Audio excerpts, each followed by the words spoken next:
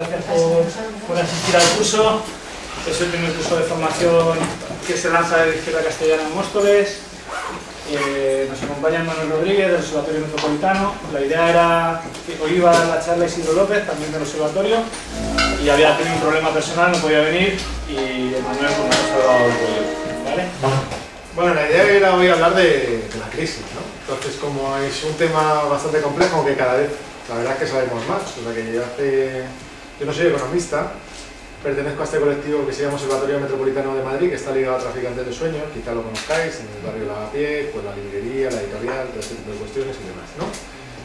Entonces, este colectivo lo que se planteó en su momento, hacia el 2005, fue estudiar precisamente las transformaciones de Madrid, ¿os acordáis? Un momento bollante del ciclo económico, el ciclo inmobiliario, y un momento también en el cual se certificaba que la ciudad, la metrópoli en realidad, había pegado un vuelco total, o sea que habíamos pasado de, bueno, pues ya lo sabéis, pues de una imagen de una ciudad pues relativamente, pues bueno, una capital, un estado pues relativamente semiperiférico, no especialmente rico, a una metrópolis pues que nosotros decíamos que era una metrópolis global, que había pegado un salto de escala brutal, que realmente se había convertido en las ciudades más ricas de Europa, y era un hecho. Que, bueno, pues que se habían producido una serie de transformaciones que también habían cambiado completamente la fisonomía, la estructura social. Y a partir de eso, como el primer trabajo lo sacamos en 2007, ya intuíamos que la crisis estaba a puntito de estallar, que el ciclo inmobiliario no se sostenía, y empezamos a desarrollar trabajos sobre el modelo económico español, sobre la onda larga del capitalismo español. Y eso dio lugar también a una serie de libros, quizá algunos conozcáis, Fin de ciclo, estos que hemos ido sacando, La crisis que viene, Crisis y revolución en Europa, de los cuales os voy a contar pues, algunas nociones. Vuelvo a deciros que no es un trabajo de economista profesional, es de gente que milita en centros sociales, en Ocupas de Madrid, en distintos colectivos, y que lo que vamos a hablar fundamentalmente no es tanto de la crisis como las implicaciones políticas que tiene eso, ¿vale? Entonces, como yo no puedo darle al clic... Sí, por eso me he puesto la siguiente aquí. Pues si me das a la siguiente, por favor. Claro, cuando quiera.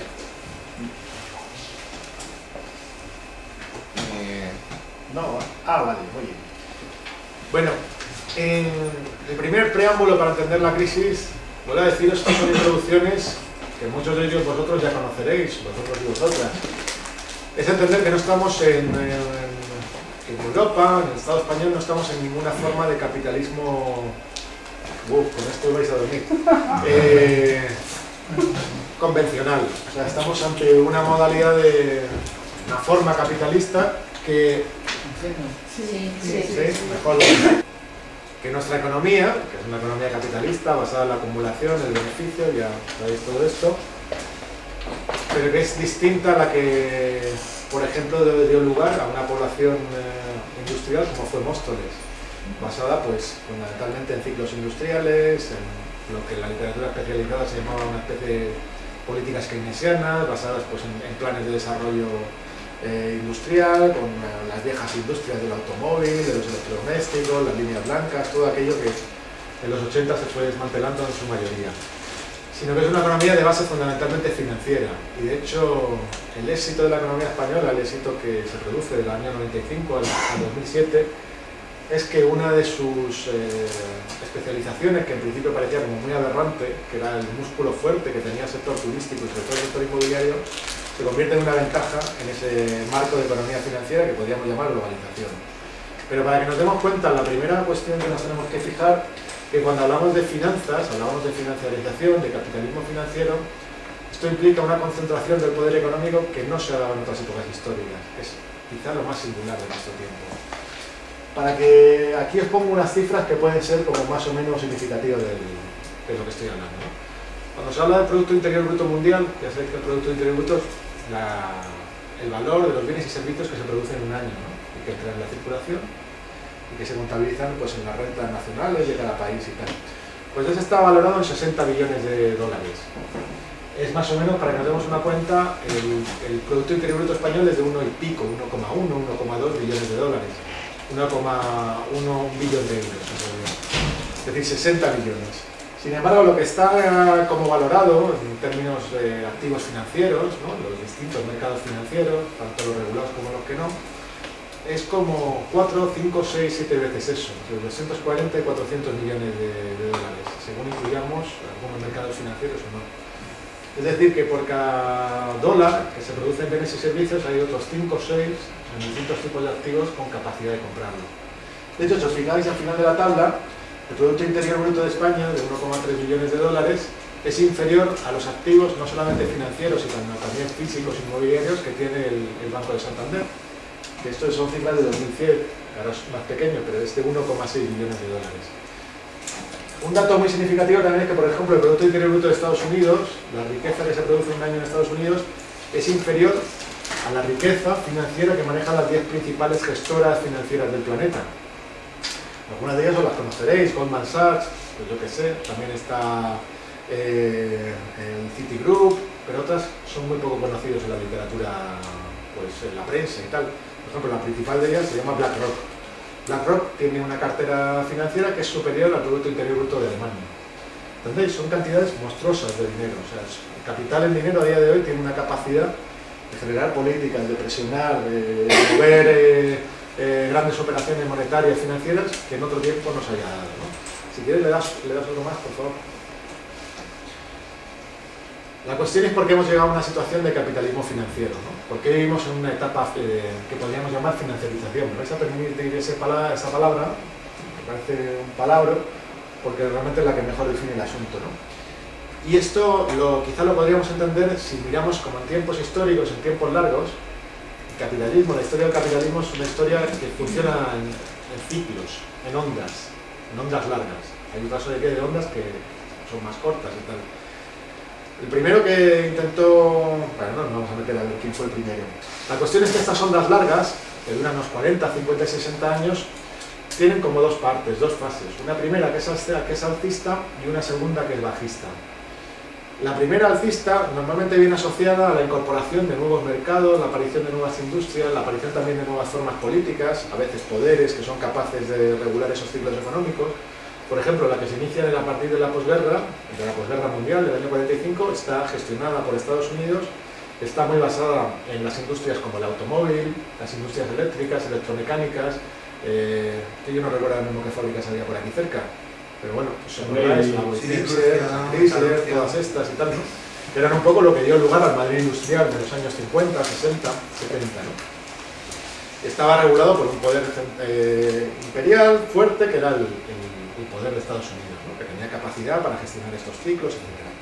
Previamente había habido también otras fases, pues la primera revolución industrial ligada al vapor, ligada a la industria textil, luego hubo una fase ligada a los ferrocarriles, luego una fase ligada a la industria química, etc. ¿no? Al final de muchas de estas fases, cuando se había acumulado una gran cantidad de dinero, de capital, ¿no? A través de estos procesos de producción industrial, pues ese dinero solía dar lugar a fases financieras en la última parte del ciclo, es decir, cuando no había posibilidad de obtener beneficios rápidos y fuertes a través de los ciclos industriales, ese mismo dinero se colocaba en mercados bursátiles, activos financieros de distintos tipos. ¿Se entiende más o menos?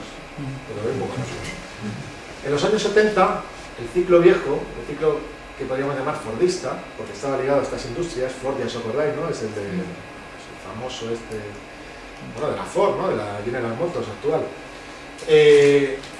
Cuando llega esta fase pues como de alza, de culmen del viejo ciclo fordista, se inicia un proceso de crisis que viene apuntado por varias cuestiones, varios factores. El primero, y el que a mí más me gusta citar porque es el más importante, central, son las luchas obreras. O sea, tanto en Europa occidental, como en los propios Estados Unidos, como en Japón, como en buena parte de los países de América del Sur, se da un ciclo de luchas obreras muy potente, muy fuerte, que está muy centrado en las conquistas salariales. Y ese crecimiento de los salarios, que es desbocado en buena parte de Europa y que sigue a 68, vamos a dejar que veamos esto si me despisto.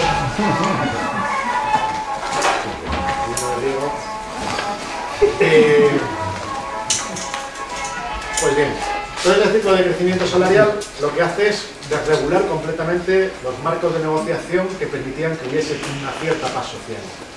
Y es que el salario se desengancha completamente del control sindical, los sindicatos ya jugaban en ese momento una posición de control político, y también de lo que era su relación con la productividad. Durante todo el ciclo fordista, esto lo vamos a hablar un poquito porque es interesante, el crecimiento de los salarios había sido funcional al crecimiento económico. Es decir, el crecimiento de los salarios era como un factor de demanda, por decirlo así. Se permitía que los salarios creciesen, pero siempre que estuviesen por debajo de la productividad. La productividad del trabajo ya sabéis lo que es, más o menos. Es una relación entre lo que una unidad de producto por una unidad de tiempo de trabajo. Es decir, si la productividad crecía un 7% y los salarios crecían un 6%, realmente ese 1% formaba parte del beneficio de la reinversión industrial. Si crecía por encima, empezaba a recortar sobre los beneficios y sobre la capacidad de inversión de los capitalistas del momento. ¿Se entiende esto más o menos? Sí. Bien. No, son distintos. Bueno, distinto tiene que ver, pero vamos. La cuestión es que los salarios empiezan a crecer no a un ritmo de un 5, un 6, un 7%, sino que se produce una oleada de huelgas salvajes en toda Europa, y los salarios crecen a un ritmo del 15, el 20, el 25, el 30% y tal. En el caso español, pues, por ejemplo, son los ciclos obreros del 75, 76, 77, 78, 79, que pone en crisis en buena medida buena parte de los aparatos industriales de toda la Europa occidental. ¿Vale? La respuesta capitalista a eso es hacer crecer la inflación. La inflación, sabéis que son los costes del trabajo, ¿no? Al fin y al cabo, o sea, nosotros lo vemos con el IPC, el precio del consumo, ¿no? Si tú estás haciendo que los precios suban mucho, eso recorta sobre los salarios, ¿no? Es una pelea, al fin y al cabo, sobre la moneda, sobre el precio del dinero, y al fin y al cabo sobre la renta, ¿no?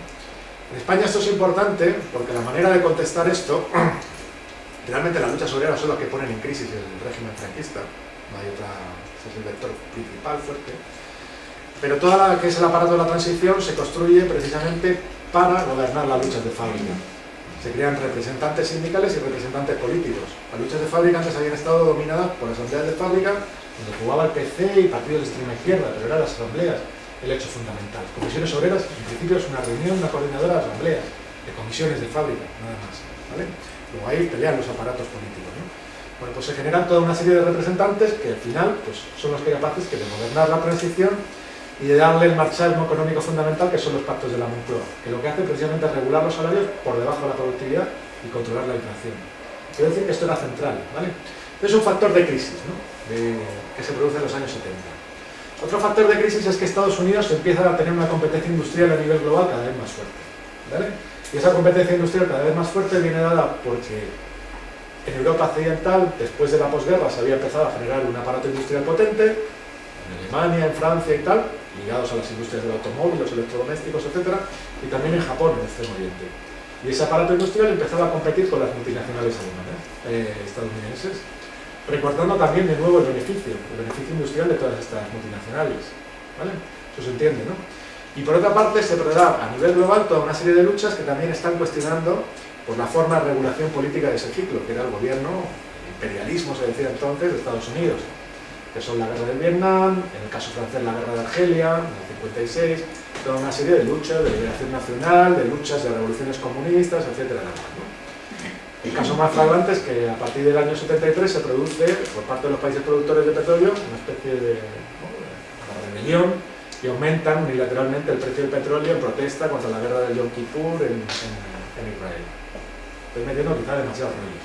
La cuestión es que el viejo orden se desbarata. Y desbarata también la capacidad de generar beneficios a partir de ahí. Las soluciones que se dan a nivel de esos capitalistas como globales son muy distintas y en muy distinto orden. La primera, lo que llamamos quizá, lo que podríamos llamar neoliberalismo, que en principio es una política de rentas, que es control salarial. Control salarial fuerte, además. El salario pasa de ser un factor de demanda a un factor de coste. O sea, se trata de que los gobiernos de los distintos estados convierten el salario en algo que se debe controlar. Y además, como estamos en un régimen cada vez más competitivo a nivel internacional, esos son los orígenes de la globalización, porque muchas industrias empiezan a alargar a otros países, donde tienen menores costes laborales, ambientales, fiscales, pues ese factor de competencia a nivel global, que es la globalización, la cadena de producción global, pues se convierte precisamente en un factor también de gobierno de la fuerza de trabajo, de sometimiento laboral. ¿Queda más o menos claro esto? Bien. Por otra parte, como el mecanismo de obtención de beneficios a nivel de los ciclos productivos es cada vez más complicado, lo que se hace es que buena parte del beneficio se va a obtener por vías no convencionales, por vías financieras. Ya había ocurrido esto en otras ocasiones, pero lo que va a ocurrir es esto a una escala muchísimo mayor. buena parte de los beneficios acumulados por estas multinacionales se empiezan a, por ejemplo, en el caso europeo, se colocan, por ejemplo, en la City de Londres, que es el primer gran mercado financiero europeo de la época moderna, o posmoderna, si queréis decirlo así. El fenómeno de los llamados eurodólares. El dinero que empieza a funcionar, dólares que funcionan fuera de la economía estadounidense y que se cotizan en la bolsa de Londres. Otro dinero que empieza a fluctuar de forma muy fuerte es todo el dinero que se obtiene de las rentas petroleras por parte de los países petroleros a través de la venta de petróleo a precios absolutamente abultados a los países occidentales, se llaman los petrodólares. También se producen fenómenos nuevos, las monedas se desenganchan unas de otras. Antes las monedas funcionaban con una cierta ligazón más o menos automática, es decir, los tipos de cambio de la moneda estaban más o menos unidos. A partir del 72, el gobierno estadounidense desengancha el dólar del patrón oro. En realidad lo que se produce a partir de ahí es un juego especulativo con las monedas. Las monedas se van a convertir en una materia de especulación. A partir de los años 80, esto empieza a producir toda una serie de crisis nuevas. Por ejemplo, buena parte de esos países del sur que habían hecho como un órgano de independencia, con programas industriales propios, se habían endeudado muy fuerte porque las condiciones eran muy ventajosas. Sin embargo, a partir del año 79-80 se produce toda una serie de subidas de tipos de interés por parte de la Reserva Federal estadounidense para atraer capital y para generar esos nuevos mercados financieros, y eso lo que produce es como que el precio o el coste de la financiación de estos estados, el coste de la deuda, se vuelve completamente imposible de sostener por parte de estos países. Y a partir de los años 80 se producen las primeras crisis de deuda. Es interesante recordar esto porque es la misma que tenemos ahora, patrón parecido, no es lo mismo. Entonces se producen quiebras en México, en Venezuela, en Argentina, etcétera, tal cual. Para todos estos países se dirá que esa fue la gran década perdida. Y a partir de ahí empiezan a formas de gobierno sobre estos países que son nuevas también, que no es el gobierno directo a través de dictaduras, sino que es un gobierno indirecto a través de la deuda y a través del brazo militar, armado, financiero, de esos poderes financieros globales que es el Banco Mundial y el FMI. Son los programas de ajuste estructural, que básicamente lo que viene a decir a estos estados es decir, ustedes son básicamente pagadores de los grandes bancos occidentales. Entonces toda su economía se tiene que orientar a exportar, a retener dinero, a destruir sus planes sociales y a que ese dinero fluctúe en los bancos occidentales. ¿Se entiende más o menos esto? Pero la financiarización no acaba ahí. Si me puede dar otra vez más.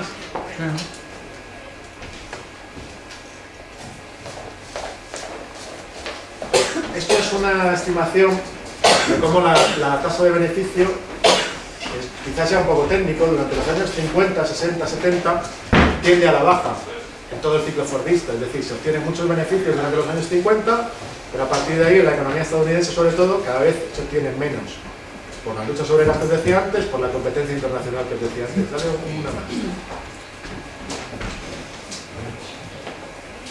Esto, por ejemplo, es la sustitución del beneficio industrial por el beneficio financiero. La línea azul es el beneficio financiero y la línea roja es el beneficio, perdón, la línea azul es el beneficio industrial, la roja el beneficio financiero. Como veréis, las dos líneas tienden a cruzarse. Es decir, que el beneficio financiero va a ir sustituyendo progresivamente al beneficio industrial. ¿Vale? Dale una más, por favor. Bien, ahora os cuento lo de la crisis europea. Bien, la cuestión es que esa financiarización o esos procesos de obtención de beneficios por vías financieras no se va a quedar simplemente en la especulación con las monedas, en la deuda pública, etc., sino que va a ir penetrando cada vez más sobre las economías domésticas, sobre nuestra propia economía, ¿vale? La economía que manejamos todos los días. El modo en que empieza a operar es primero por las rentas altas y medias, no llega rápidamente a toda la población. Y la forma, más o menos, que es la siguiente, es a partir de los 80 se empiezan a crear una serie de figuras financieras nuevas, que son las instituciones de inversión colectiva. Vosotros conoceréis los fondos de inversiones y los fondos de pensiones, ¿no? Sabéis que es un producto cada vez más, bueno, pues que ha sido muy importante para buena parte de las clases medias durante los años 90 y 2000, etc., ¿no? Estos fondos de inversión y de pensiones se van a convertir progresivamente en una forma de captación del ahorro de las clases medias y de su vuelco sobre los mercados financieros globales.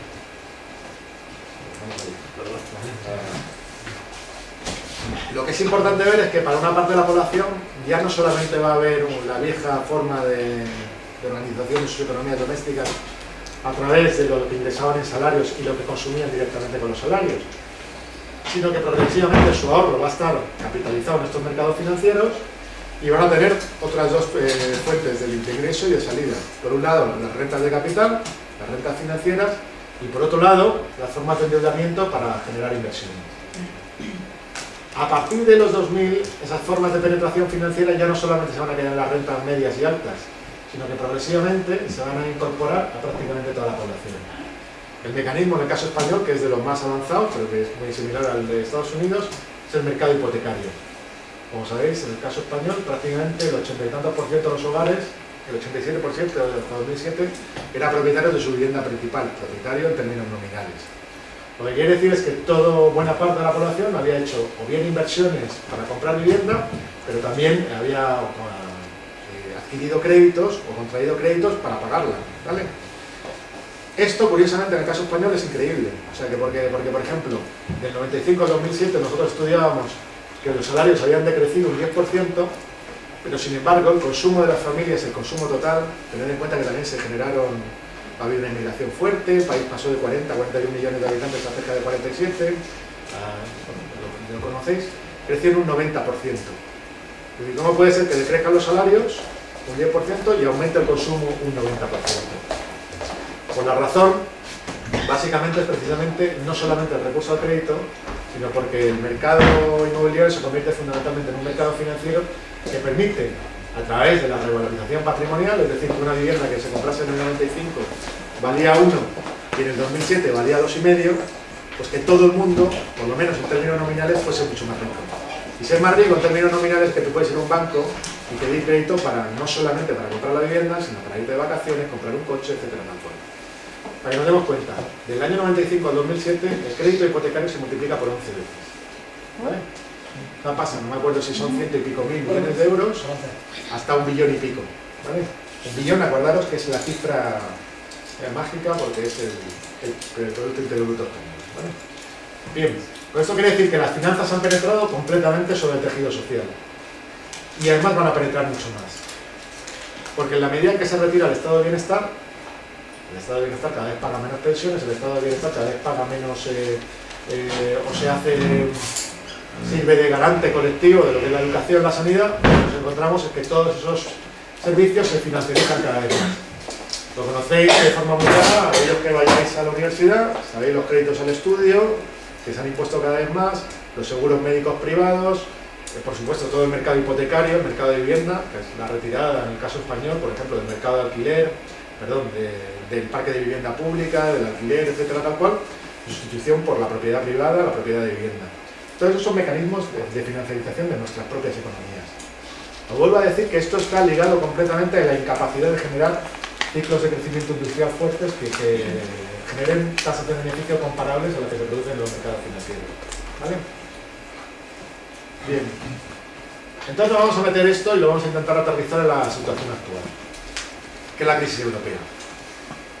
La crisis europea no es, porque nuestra crisis es una crisis europea, no es una crisis española, no es una crisis pues yo qué sé, no es una crisis local, es una crisis que tiene que ver con el contexto europeo, no se entiende nada más que dentro de ello. A nivel económico, España es una provincia de Europa, no es ni más ni menos que eso, ¿vale? No juega como un actor autónomo.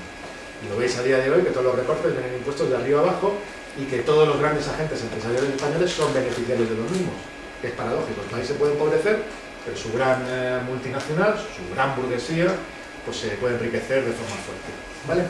Bueno, la crisis europea viene en realidad determinada por también el agotamiento de este ciclo de creación de beneficios por vías financieras.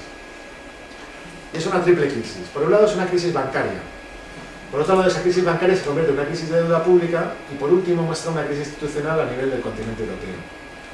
Para nosotros es muy importante hablar de Europa, o sea, para nosotros quiere decir para los observatorios, para los gigantes de sueños, etc.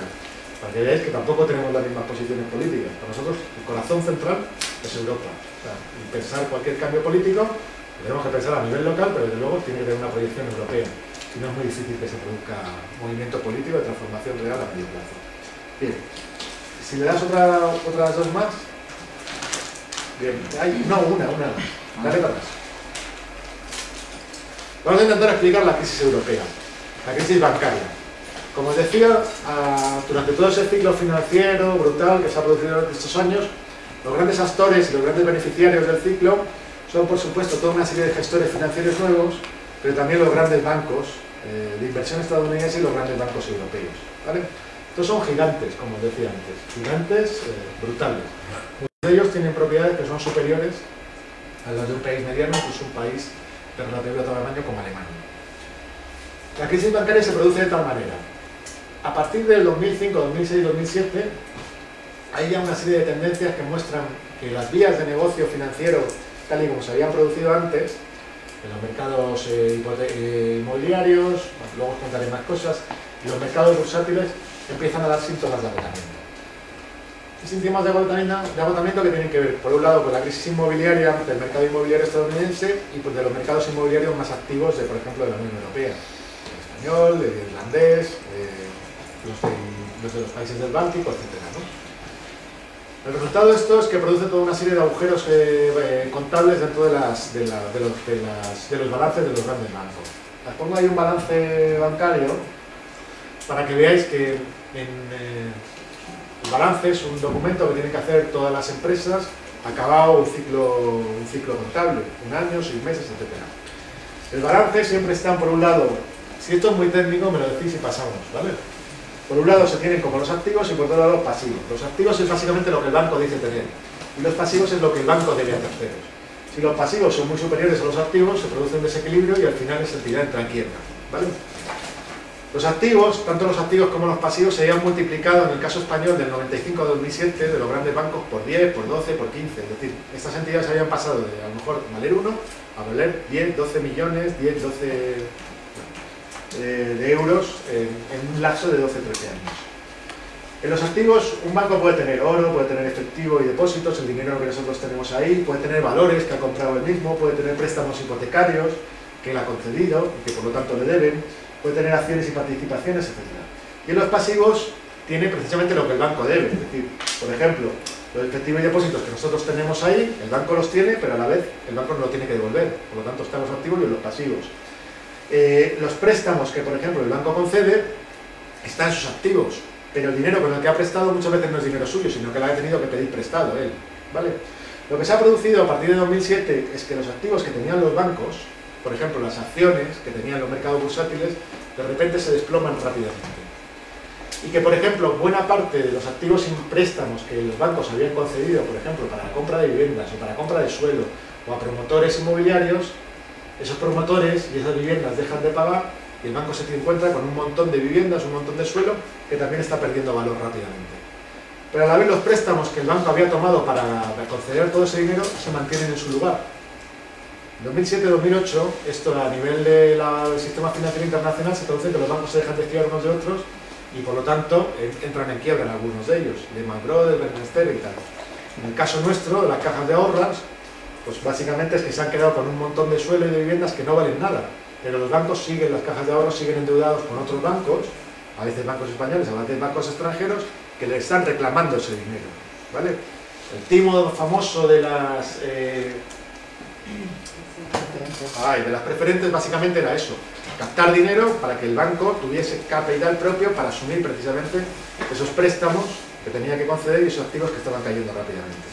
Esto se entiende, ¿no? Dale 2 o 3 más. Otro más. No voy a contar lo de la subprime y todo eso, otro más. ¿Interrumpimos? Sí. O sea, que lo de las preferentes, por ejemplo, tiene que ver con que los bancos deben mucha pasta a bancos extranjeros para cumplir esa obligación, captan fondos de donde pueden, de clase media, ancianos, de lo que sea, pagan la movida, ¿no? O sea, se trata de que, por ejemplo, cuando un banco tiene un montón ha concedido un montón de préstamos, ¿vale? Pongamos que un banco tiene como el capital propio, que hay distintas medidas para evaluarlo, digamos que el 8% de todos sus activos, ¿vale?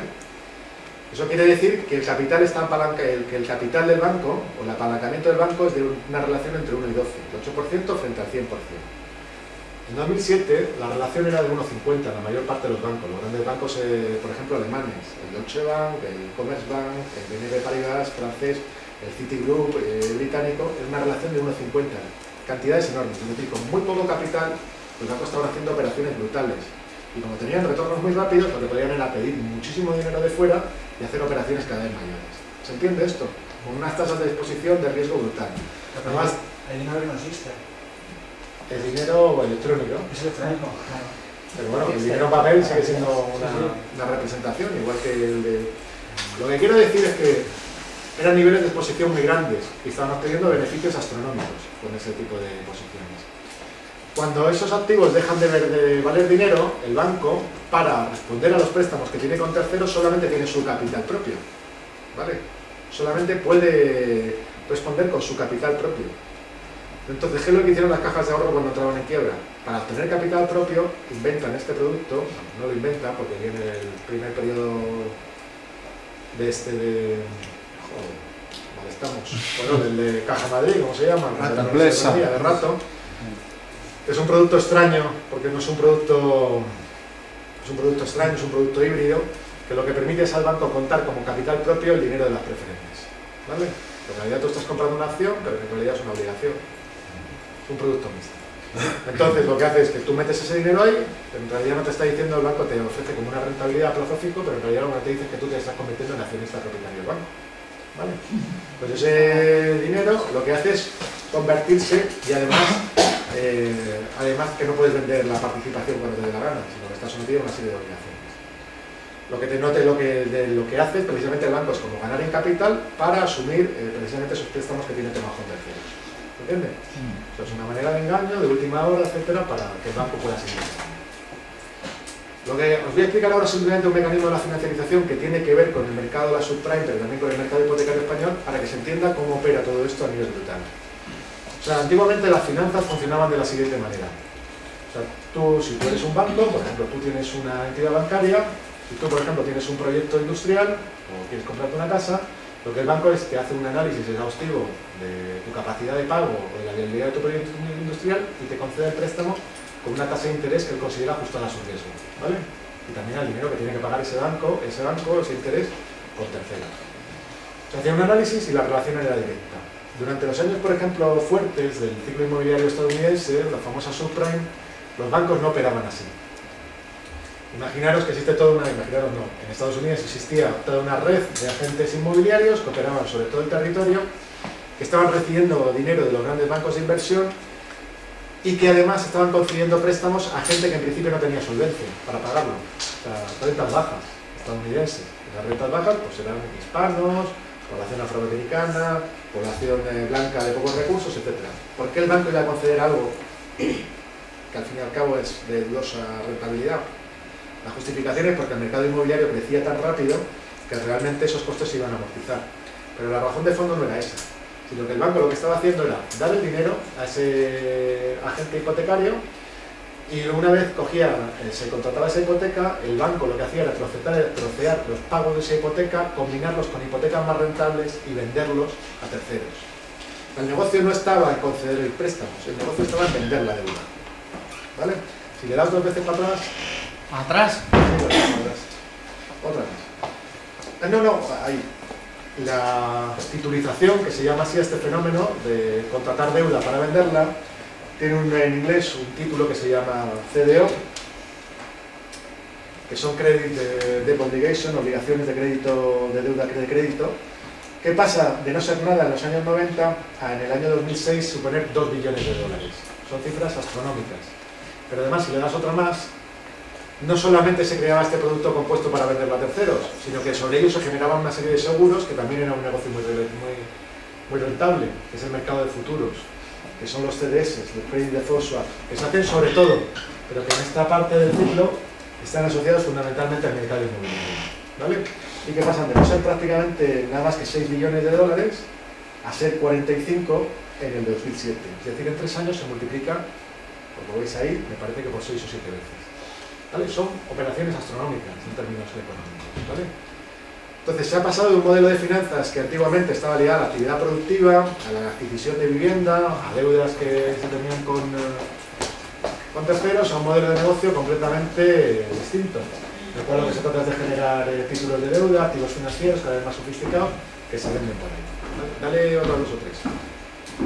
Dime tú. Dale otra más. Bien, y otra más. Otra más. Vale. Nos metemos en la crisis europea. A partir de 2007 todo eso estalla. Los grandes bancos entran en quiebra o entran en crisis. Los estados lo que hacen inmediatamente es, para que el sistema financiero no se vaya a pique, lo que hacen es inyectar un montón de dinero a esos grandes bancos, ¿vale? Lo conocéis, en el caso de Estados Unidos hay un plan de compra de activos tóxicos, en el caso español hay otro, en el caso alemán hay otro. En el caso, por ejemplo, de Europa se comprometen hasta 5 millones de euros, es decir, 5 veces el Producto Interior Bruto español, para compra de activos de este tipo, ¿no? Para rescate bancario. Pero además, como el mercado inmobiliario y el mercado bursátil empiezan a caer, es decir, la actividad económica empieza a caer, el Estado pues también acomete planes de, bueno, pues de estímulo del consumo, de gasto público para levantar la economía. ¿Recordáis? En el caso español eran claramente destinados a las grandes constructoras y las promotoras. Los planes E, que supongo que aquí se harían no sé cuántas obras y tal, y no sé cuántos, ¿no? Pero también hay planes al consumo, planes renove, de automóviles, etcétera, todo este tipo de cosas, ¿vale? Los estados lo que hacen es endeudarse, de nuevo, para someter precisamente la crisis del sistema financiero y la crisis económica. Y entre 2007, 2008 y 2010, esos programas de gasto público parecen funcionar bien. De hecho, las economías europeas pegan un salto y a partir de 2009 y 2010 empiezan a salir de los números negativos y empiezan a entrar números positivos, ¿vale? En el caso español parecía que la tasa de paro se iba a exponenciar sobre el 17 y 18% y no iba a ir más allá. A partir de 2010, sin embargo, la Unión Europea aplica una política de austeridad cada vez más fuerte. Es decir, lo que vienen a decir a los estados es decir, ustedes no pueden gastar como están gastando. Ustedes tienen que dejar de gastar rápidamente. La justificación de esto, en términos neoliberales, ya lo sabéis. Es decir, si un estado gasta más de lo que ingresa, pues realmente lo que hace es entramparse, es desplazar a futuro pues toda una serie de, bueno, de costes que está teniendo ahora, etc. En realidad la razón es completamente otra, ¿vale? En realidad la razón está en el mercado de deuda pública. Y lo que vamos a explicar ahora es la gran operación de rescate bancario, que es la gran operación de hundimiento de las poblaciones europeas, sobre todo los estados del sur. Esto se explica en estas galletas que veis aquí. ¿Se ve más o menos todo esto de toda la sala? No. Esto es más o menos importante. Si eso, apagamos un momento la luz, ya salimos de aquí, ¿vale? Vale. Os cuento una historia. Mirad, aquí tenéis al Banco Central Europeo, a los grandes bancos, a los estados de los países periféricos, los llamados PIB, ¿no? Ya sabéis. Portugal, Italia, Irlanda, Grecia y España. Y luego las agencias de rating, ¿vale? Que son las agencias de evaluación financiera. Bien, lo que nos encontramos es que los estados se habían endeudado muchísimo. Y la cuestión es que el mercado de deuda pública, es decir, los estados emiten bonos para financiarse, porque no lo ingresan directamente a través de impuestos, o porque en ese momento no están ingresando lo suficiente. Pues los mercados de deuda pública en principio son unos mercados muy rentables, te diga, muy seguros, pero muy poco rentables. Es decir, antes de la crisis, en el 2007-2008, los tipos de interés de deuda estaban sobre un 3% y la tasa de inflación a nivel europeo sobre un 2%. La rentabilidad era de un 1%, era muy escasa. Sin embargo, si tú generas dudas de la capacidad de pago de un Estado, puedes hacer que esa deuda pública crezca cada vez más. En vez de que sea un tipo de interés del 3, sea un tipo de interés del 4, del 5, del 6, del 7%. Las que se han encargado, el mecanismo por el cual se genera dudas, precisamente a través de las agencias de rating, las agencias de evaluación de riesgos. Estas agencias es un oligopolio perfecto, son tres: Fitch, Moody's y Standard & Poor's, quizá las conozcáis. Estas lo que hacen es poner una nota a los estados y a toda entidad que genera obligaciones, que va desde la máxima solvencia, la triple A, hasta bono basuras. Algunas son una triple C, otras una triple D, etc. La cuestión es que estas agencias lo que hacen es generar informes permanentemente. Y lo que hicieron a partir de 2010 es generar informes negativos sobre Grecia, sobre Portugal, sobre Irlanda, etc. De tal manera que estos estados, cuando emitían buena deuda pública, ya sabéis lo de la prima de riesgo, se veían obligados a pagar pues unos tipos de interés cada vez más altos. ¿Quién compraba esa deuda pública? Curiosamente los grandes bancos. ¿Y quién estaba financiando a los grandes bancos? El Banco Central Europeo. Es decir, los estados se habían endeudado precisamente para salvar a los grandes bancos, ¿vale? Y sin embargo, cuando esos estados empiezan a endeudar, lo que hacen los grandes bancos es comprar sus bonos de deuda. Y el dinero se lo proporciona al Banco Central Europeo. ¿Por qué en Europa no el Banco Central Europeo coge y financia a los estados directamente? Pues básicamente porque en esta operación es donde se da toda la rentabilidad. Si le das a la luz, que yo creo que no me va a hacer falta más.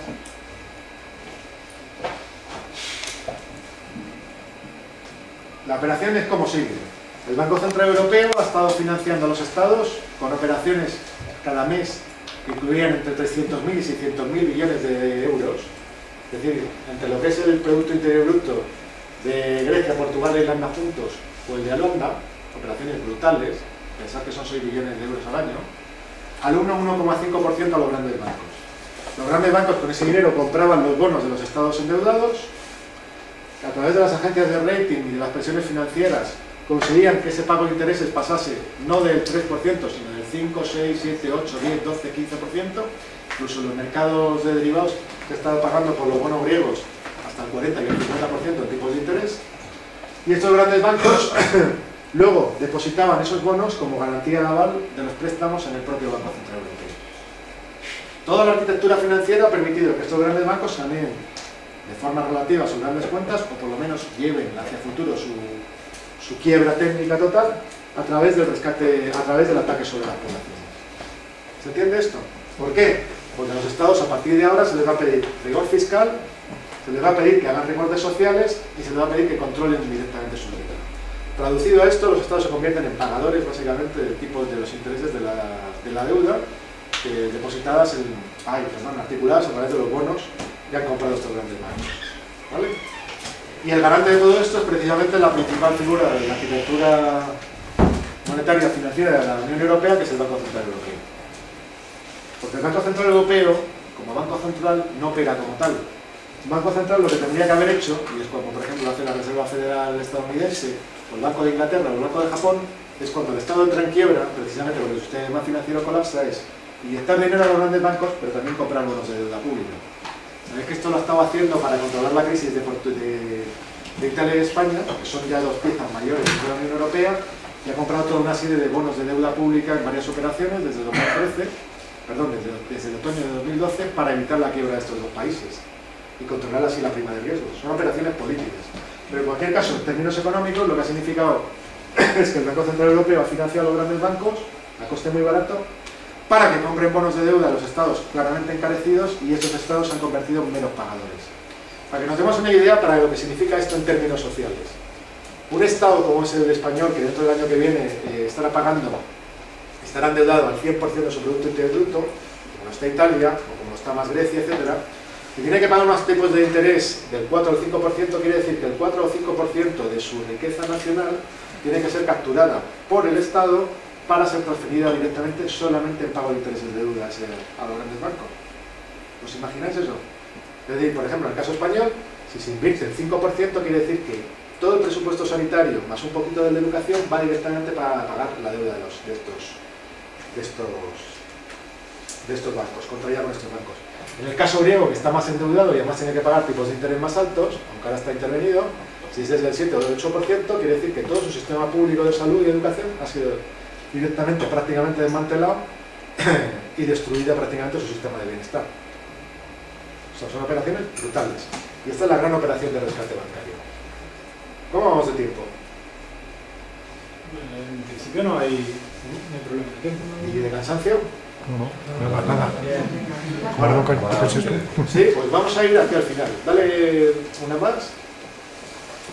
Dale otra más. Y nos vamos a quedar aquí. Al mismo tiempo que esto sucedía, se revelaba también cómo la crisis de deuda se convertía en una crisis institucional de la Unión Europea. Y la razón es la siguiente.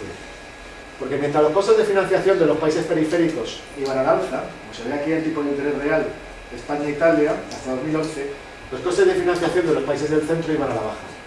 Es decir, al mismo tiempo que estos costes brutales de la crisis se trasladaban a los países periféricos, Alemania estaba financiando unas condiciones que no tiene desde la Segunda Guerra Mundial.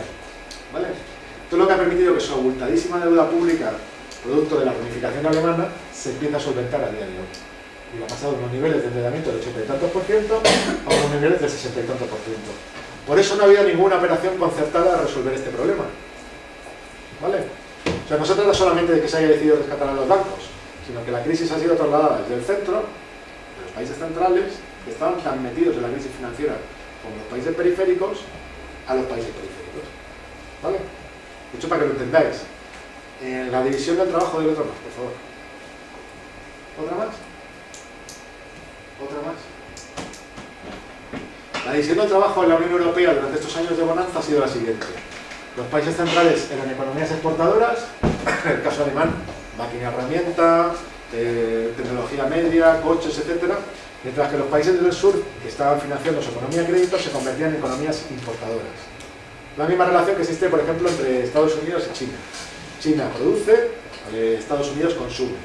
Y los dólares que se saca, por ejemplo, de las exportaciones chinas y que entran a China a través de la venta de estos productos, volvieron otra vez a Estados Unidos a través de la compra de activos financieros y de deuda pública por parte de bancos chinos en la economía estadounidense. En el caso europeo se producía más o menos lo mismo.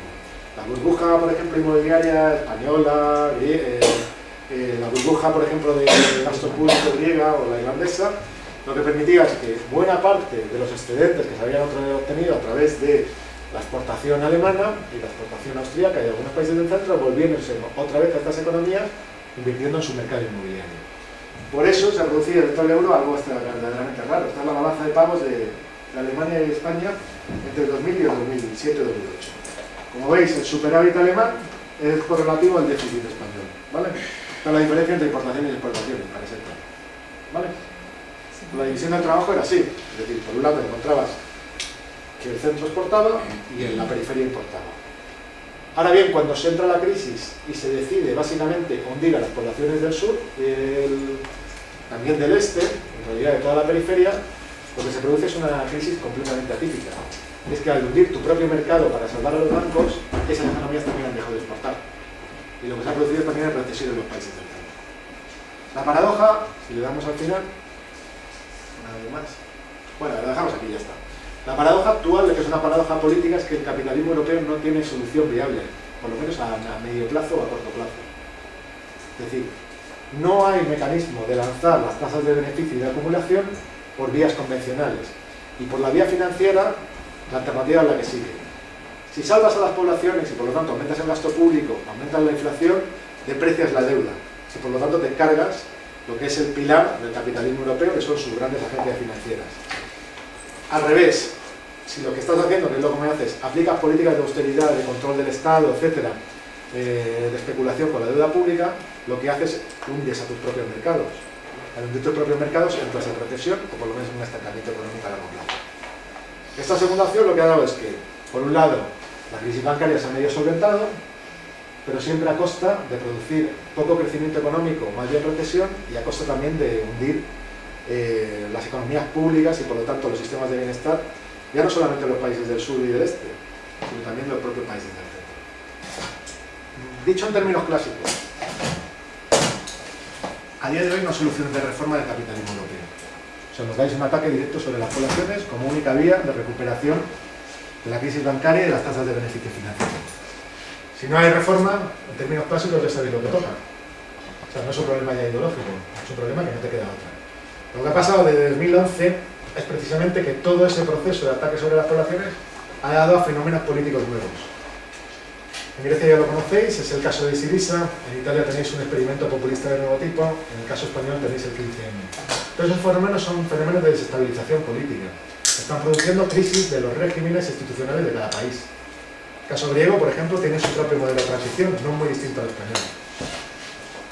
No muy distinto al español, quiero decir que es un modelo de transición después de la dictadura, con un partido socialista muy importante, que es el PASOK, con una serie de acuerdos con las propias élites económicas del país.